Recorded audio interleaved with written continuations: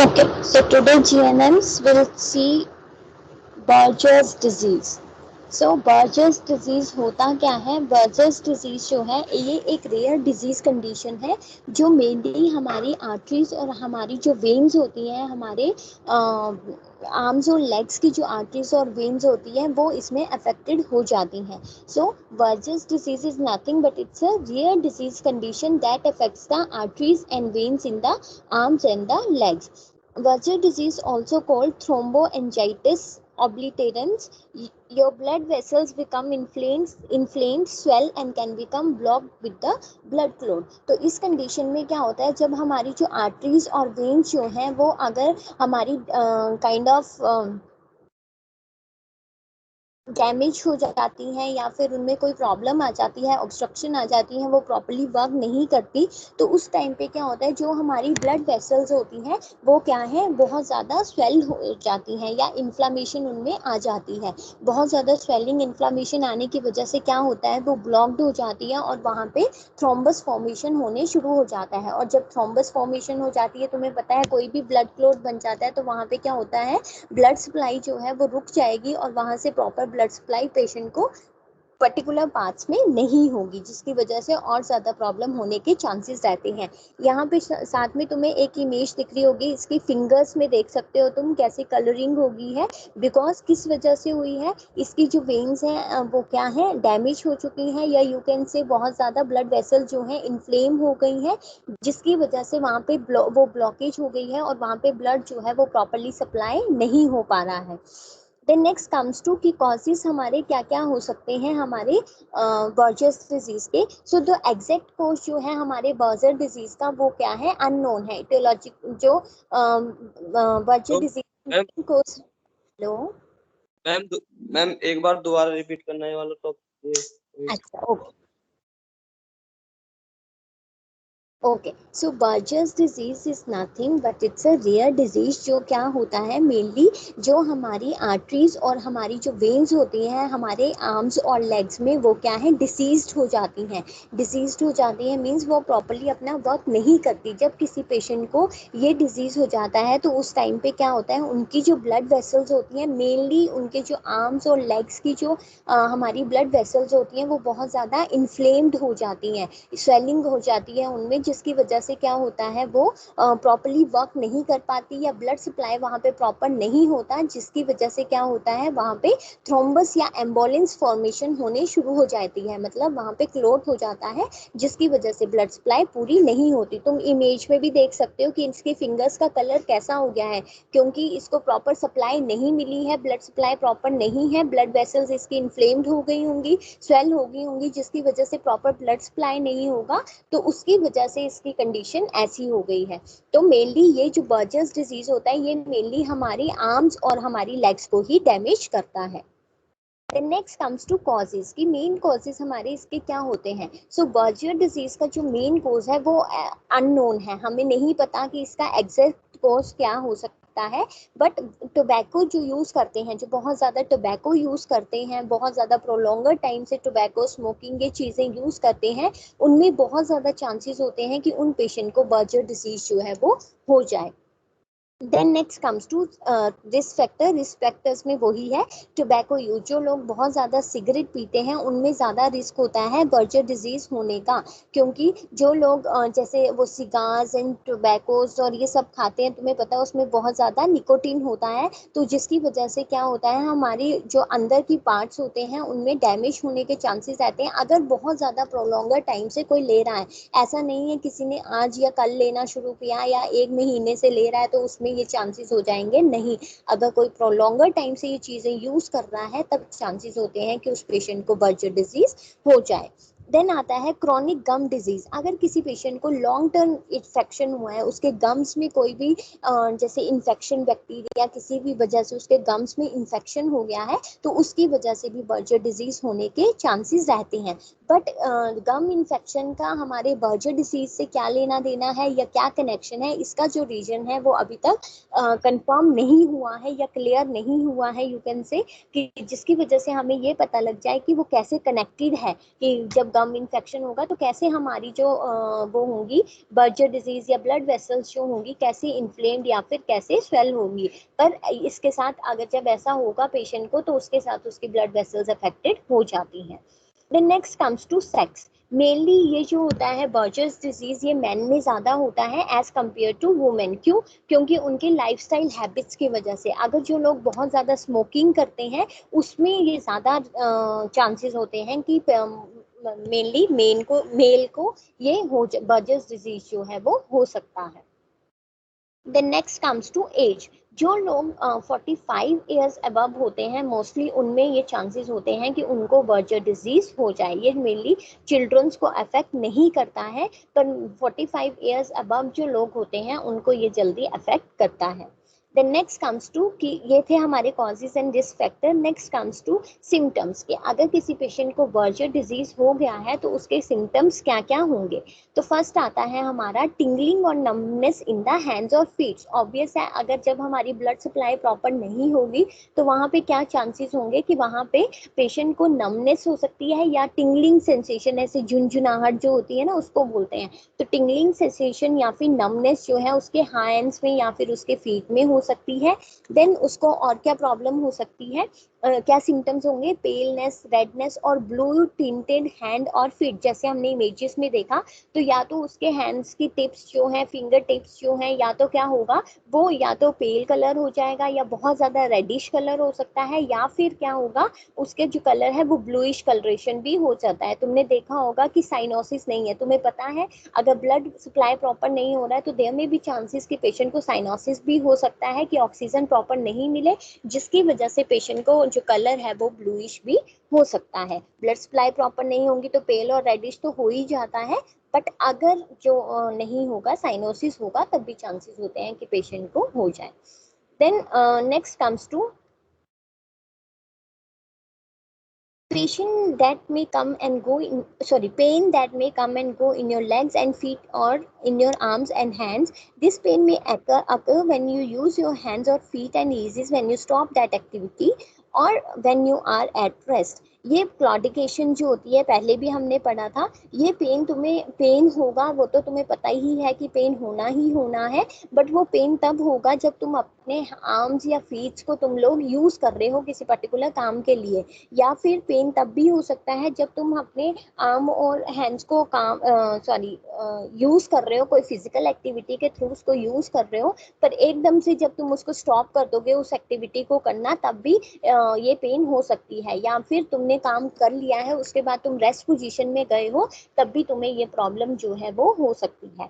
Then next comes to inflammation along a vein just below the skin surface is due to blood clot in the vein. Inflammation हो सकती है, swelling हो सकती है, किसकी वजह से? बिकॉज हमारा जो वेन जो है हमारी स्किन सरफेस के नीचे जो है ब्लड क्लोट बन गया है हमारी वेन्स में, जिसकी वजह से इन्फ्लामेशन या फिर स्वेलिंग होने के चांसेस रहते हैं।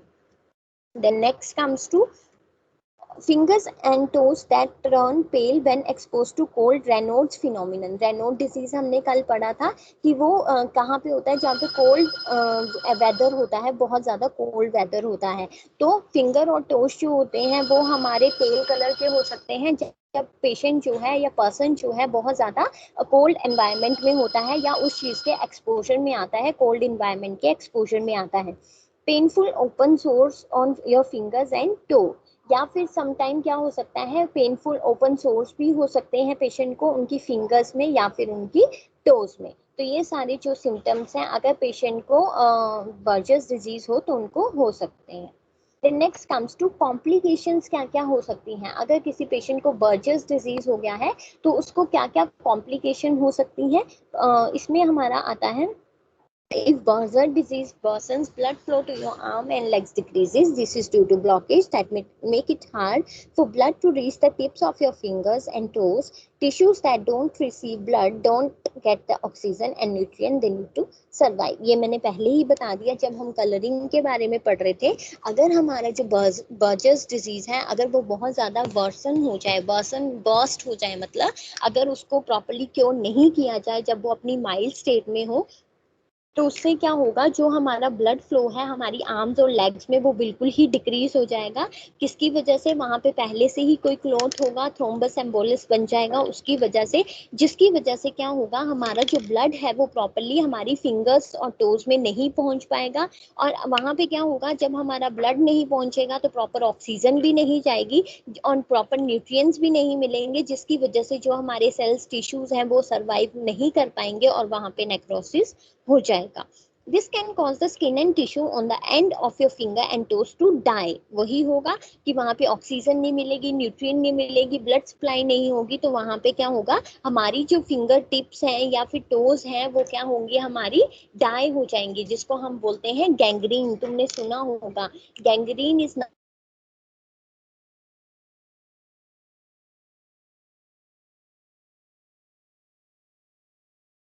Proper blood supply, proper blood supply नहीं होगा, जिसकी वजह से क्या होगा, पेशेंट को टिश्यू की डेथ हो जाती है और उसको गैंग्रीन होने के चांसेस रहते हैं. Sign and symptoms of gangrene include black और ब्लू स्किन. ऑब्वियस है, ऑक्सीजन नहीं मिलेगी, टिश्यू डेथ हो गई है तो उनकी जो कलर है वो भी चेंज हो जाएगा, जो ब्लू हो सकता है. Loss of feeling in the affected fingers और टोस, उसको जो है फीलिंग उसको प्रॉपरली नहीं आएगी, वो फील नहीं कर पाएगा जहाँ पे उस पर अफेक्टेड फिंगर्स और टोज हैं. फॉल स्मेल हो सकती है उस पर्टिकुलर एरिया में अगर वहां पे सोर्स हो गए हैं तो.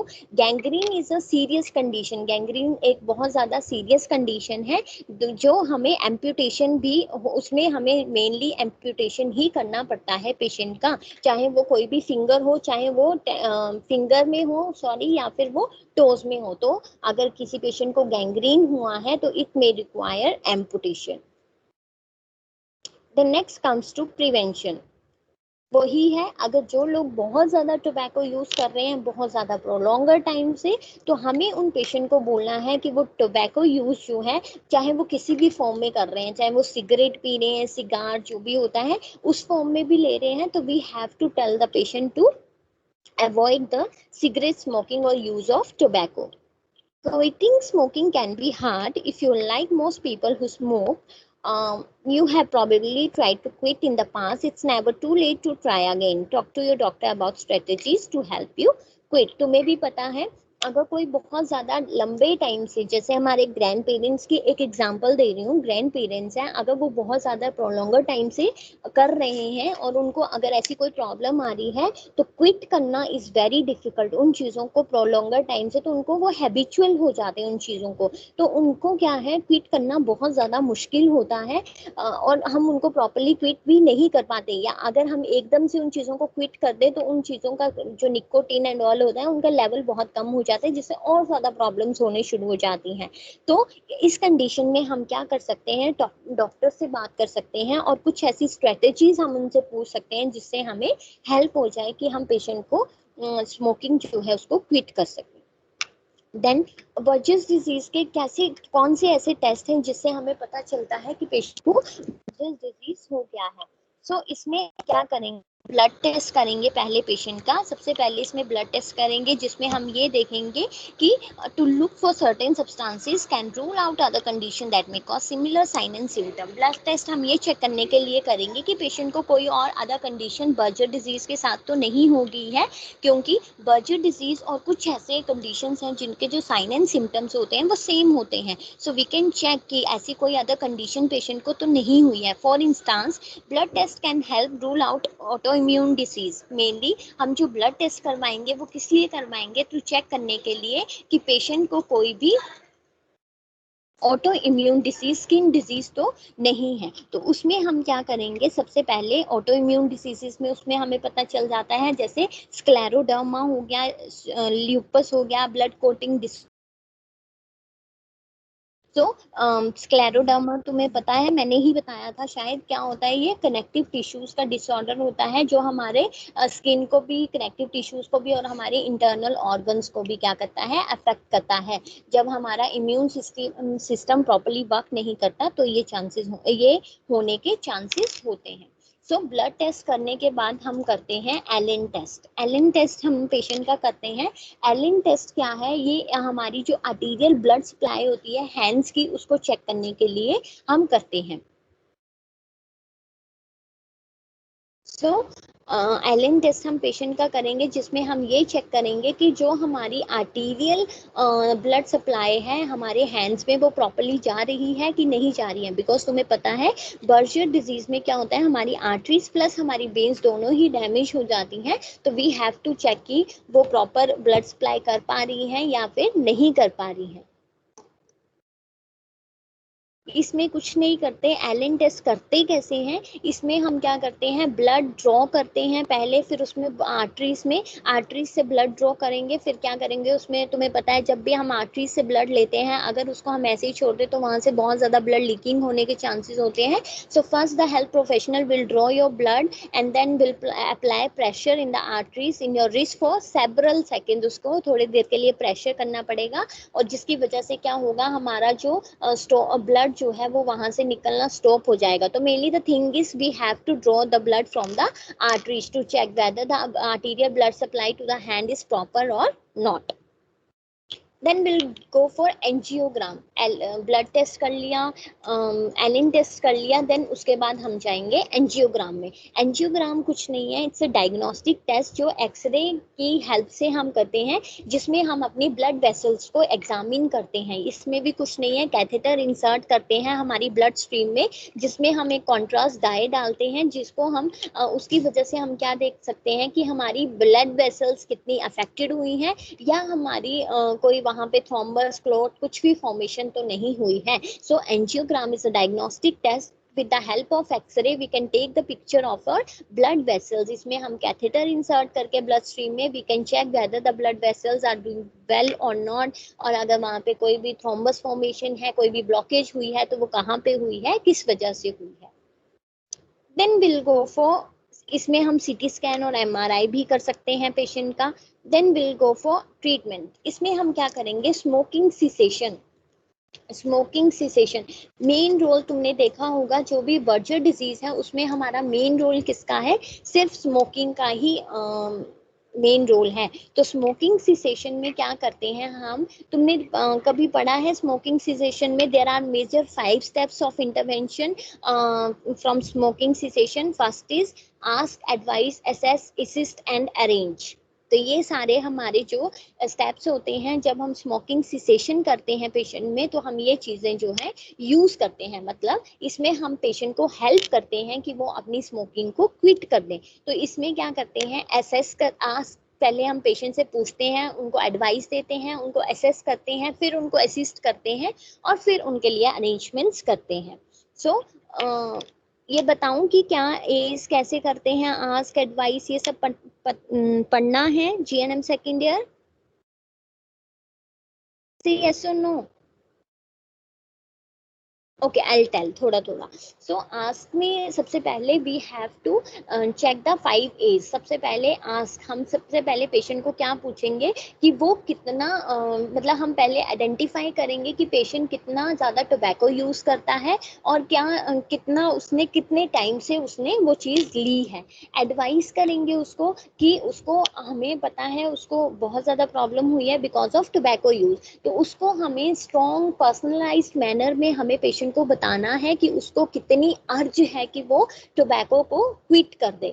असेस करेंगे हम कि या तो वो हम ये चेक करेंगे असेसमेंट में व्हाट वी विल डू कि जो टोबैको यूजर है वो क्या है, विलिंग है खुद से उसको क्विट करने के लिए या फिर नहीं है, या उसने क्विट करने के अटेम्प्ट ट्राई किए थे तो कितने अटेम्प्ट जो है वो कर चुका है।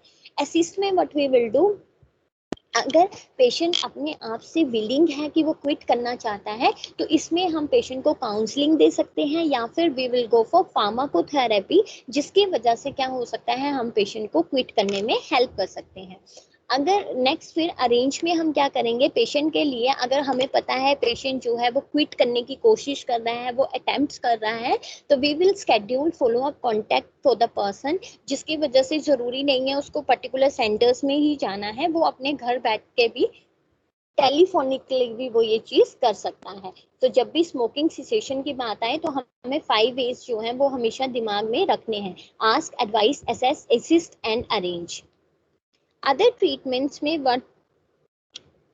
what we will do: medication to dilate blood vessels, improve blood flow or dissolve blood clots. So blood vessel dilation के लिए will give medication. Intermittent compression of the arms and leg to exercise blood flow to your extremity. Intermittent compressions, हम वहाँ पे compressions patient को दे सकते हैं, जिसकी वजह से क्या होगा, patient जो है उसका जो ब्लड फ्लो है वो अगर कहीं पे ऑब्स्ट्रक्ट हुआ है तो देयर में भी चांसेस कि जो उसका ब्लड फ्लो है वो वहां पे इंक्रीज हो जाए। And intermittent compression is nothing, is a therapeutic technique जो मेडिकल डिवाइसेस की वजह से हम यूज करते हैं, जिसमें हमारे एयर पंप आते हैं या इन्फ्लेटेबल ऑक्सिलरी स्लीव्स आते हैं, ग्लव्स आते हैं, बूट्स आते हैं, तुमने देखा होगा, जिसकी जो हम पेशेंट को देते हैं, जिसकी वजह से क्या हो जाता है, उनकी जो सर्कुलेशन है वो प्रॉपर हो जाती है। देन हम इसमें क्या कर सकते हैं, पेशेंट को spinal cord spinal cord stimulation भी हम पेशेंट की कर सकते हैं। स्पाइनल कोड स्टिमुलेटर में हम क्या करते हैं पेशेंट का, ये भी एक थेरेपी है जो क्या करते हैं, इसमें मेनली स्मॉल डिवाइस होती है similar to a pacemaker, जो हमारी इलेक्ट्रिकल इम्पल्सिस को चेक करने के लिए हम करते हैं कि वहाँ पे इलेक्ट्रिकल इम्पल्सिस या you can say electrical activity जो है वो प्रॉपर है या नहीं। उनकी अगर उनको बहुत ज़्यादा पेन हो रही है तो उन पेन को रिड्यूस करने के लिए हम पेशेंट को ओपोइड्स भी उस कंडीशन में हम दे सकते हैं, उस कंडीशन में हम दे सकते हैं। Then next comes to amputation. Amputation तुम्हें पता है इज द लार्ज थिंग जो इट्स अ लास्ट थिंग जो हम पेशेंट के साथ कर सकते हैं, कि अगर पेशेंट को गैंग्रीन हो गया है उस कंडीशन में पेशेंट को एम्प्यूटेशन करना ही पड़ता है, मतलब जो उसका अफेक्टेड एरिया है वो हमें काटना ही पड़ता है। Potential future treatment, nerve surgery हम कर सकते हैं, ये मैंने पढ़ाया था क्या है। नर्व सर्जरी में हम क्या करते हैं, जो भी हमारी नर्व्स जो हैं वो डैमेज हुई हैं उनको हम क्या कर सकते हैं, नर्व्स को उनको कट कर सकते हैं, कर सकते नहीं है, ये सर्जरी उसी के लिए है कि हम उसको क्या करेंगे, कट कर देंगे। Then next is the growing new blood vessels. Growing new blood vessels में हम क्या करेंगे, medications to stimulate growth of new blood vessels, therapeutic angiogenesis, an approach that is considered experimental. तो इसमें हम क्या करेंगे, थेराप्यूटिक एंजियोजेनेसिस करेंगे। सो एंजियोजेनेसिस क्या है, इट्स अ फिजियोलॉजिकल प्रोसेस जिसमें क्या होता है, हम न्यू ब्लड वेसल्स को फॉर्म करते हैं from the pre existing blood vessels. ठीक है, तो इसमें क्या करेंगे, it's a kind of replacement from the pre existing vessels to the new blood vessels. तो मेडिकेशन देंगे जिसकी वजह से क्या होगा, जो हमारी न्यू ब्लड वेसल्स हैं उनकी ग्रोथ जो है वो स्टिमुलेट हो जाएगी, जिसको हम थेराप्यूटिक एंजियोजेनेसिस भी बोलते हैं। और ये मेनली कंसीडर हम इसको एक्सपेरिमेंटल में ही करते हैं, बिकॉज हम क्या कर रहे हैं, प्री एग्जिस्टिंग वेसल्स को हम न्यू वेसल्स के साथ क्या कर रहे हैं, फॉर्म कर रहे हैं, इसलिए इसको एक्सपेरिमेंटल भी बोलते हैं। Mainly angiogenesis is a normal or vital process that is important for the growth and development, as well as it helps in wound healing. ये wound healing में भी हमारी help करता है। Next comes to bosentan. I heard this first time. Okay, so we'll see ये क्या होता है। वो सेंटन टैबलेट्स होती हैं, मेडिकेशन है जो किस लिए हम दे सकते हैं, मेनली अगर पेशेंट को हाई ब्लड प्रेशर है लंग्स में तो हम उसको ट्रीट कर सकते हैं। The drug improve blood pressure के साथ साथ ब्लड फ्लो को भी हम इसमें इम्प्रूव कर सकते हैं। मेनली ये याद रखना, बुसेंटन जो है एक मेडिकेशन है जो ब्लड प्रेशर को ट्रीट करने के लिए देते हैं, प्लस ये हमारे ब्लड फ्लो को भी ट्रीट करने के लिए यूज होती है। ब्लड वेसल प्रोसीजर अभी हमने पढ़ ही लिया। इसमें क्या करेंगे, thin catheter threaded into the blood vessels might open, इसमें कैथेटर हम ब्लड वेसल्स में डालेंगे जो हमारे ब्लड वेसल्स को ओपन कर देगा, जिसकी वजह से क्या होगा, अगर वहां पे नैरोइंग होगी या कुछ भी होगा तो उसको ओपन कर देगा, जिसकी वजह से क्या होगा, जो ब्लड फ्लो है अगर वो ऑब्स्ट्रक्टेड है तो उसको क्या होगा, वो प्रॉपर ब्लड सप्लाई वहां पे होने लग जाएगी। Although this procedure is known as endovascular therapy isn't widely used, it might be effective। ये ज्यादा यूज नहीं होती है, बट एंडोवेस्कुलर थेरेपी होती है जिसमें हम ब्लड वेसल्स में कैथेटर डालते हैं और वहां पे वेसल्स को ओपन करते हैं, जिसकी वजह से जो ब्लड फ्लो है वो प्रॉपर वहां पे हो जाता है। Then next comes to lifestyle and home remedies। lifestyle and home remedies में what we will do, सबसे पहले वही है, एक्सरसाइज करनी है। If patient possible for the patient, we have to encourage the patient to do exercises on a daily basis. वो at least 30 minutes जो है वो एक्सरसाइजेज फिजिकल एक्टिविटी कर सकता है। देन हम पेशेंट को बोल सकते हैं कि वो क्या करे, स्किन केयर, उसको हमारी फिंगर और टोस जो होती हैं मेनली हमारी वो उसमें अफेक्टेड होती हैं, तो हम पेशेंट को बोल सकते हैं कि पेशेंट उसमें क्या कर सकता है, अच्छे से अपनी स्किन केयर जो है वो कर सकता है। हम उसको बोल सकते हैं कि वो ज़्यादा जैसे वो क्रीम्स एंड ऑल ये सब चीज़ें जो है वो यूज़ ना करें और वो अपनी चीज़ों को जो है वो अच्छे से उनकी केयर करके रखें। The next comes to infection prevention. Infection होने के चांसेस रहते हैं मेनली हमारी एक्सट्रीमिटीज में, तो हम उनको क्या बोल सकते हैं, जैसे मान लो कई बार सोर्स हो जाते हैं या फिर हमें स्मॉल कट लगाने पड़ते हैं या खुद वो हमारे उसमें हो जाते हैं, तो हमें उनको बोलना है कि उस केसेस में क्या है, उनको अच्छे से अपनी जो है वो क्या करनी है, केयर करनी है, क्योंकि उन केसेस में ज़्यादा इन्फेक्शन होने के चांसेस रहते हैं।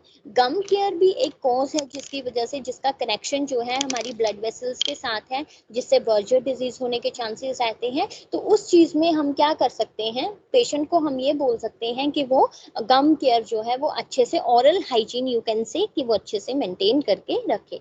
Avoiding other people smoke, second hand smoker भी पेशेंट को नहीं बनना है, उसकी वजह से भी पेशेंट को क्या है, ज्यादा प्रॉब्लम हो सकती है। Okay, so next comes to हमारी नेक्स्ट हम पढ़ेंगे कि हम नर्सिंग मैनेजमेंट क्या कर सकते हैं पेशेंट के लिए जिनको बर्जर्स डिजीज हो गया है। तो नर्स इसमें पेशेंट को क्या बोल सकती है कि अगर कोई भी ऐसी सिचुएशन है जो पेशेंट के लिए स्ट्रेसफुल है या जो अनसेफ है, तो या फिर स्ट्रेसफुल कंडीशन है, तो पेशेंट को हम बोलेंगे कि उस सिचुएशन से वो अपने आप को अवॉइड करे, मतलब वहाँ वैसी सिचुएशन में वो ना जाए।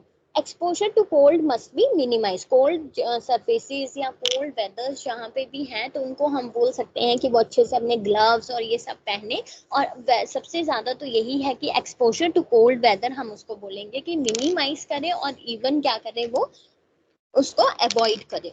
देन हैट्स एंड मिटन्स और ग्लव्स, वही है कि हैट्स मिटन्स ग्लव्स ये सब पहन के जब भी अगर वो कोल्ड इन्वायरमेंट में जा रहा है, कोल्ड क्लाइमेट में जा रहा है, तो उसको हम बोल सकते हैं कि ये सारी चीजें वो क्या है, वेयर करे, जिसकी वजह से क्या हो सकता है, क्या होगा, उसकी जो स्किन है वो अफेक्टेड और ज्यादा नहीं होगी। फिर हम उनको बोल सकते हैं वही सारी चीजें कि अगर वो व्हीकल्स में जा रहे हैं तो सबसे पहले थोड़ी देर के लिए अपने व्हीकल का जो हीटर है गाड़ी में जा रहे हैं तो उसको ऑन कर लें, जिसकी वजह से वो जो कोल्ड इन्वायरमेंट वाला जो एटमॉस्फेयर है वो थोड़ा सा वहां पे हीट अप और वार्म हो जाए, जिसकी वजह से क्या होगा, पेशेंट को थोड़ा सा इन्वायरमेंट जो है उसका नॉर्मलाइज हो जाएगा, जिसकी वजह से क्या है, वो अच्छे से वहां पे उसकी स्किन जो है वो बच सकती है। Understood GNM first second years? किसी को कुछ पूछना है? No ma'am.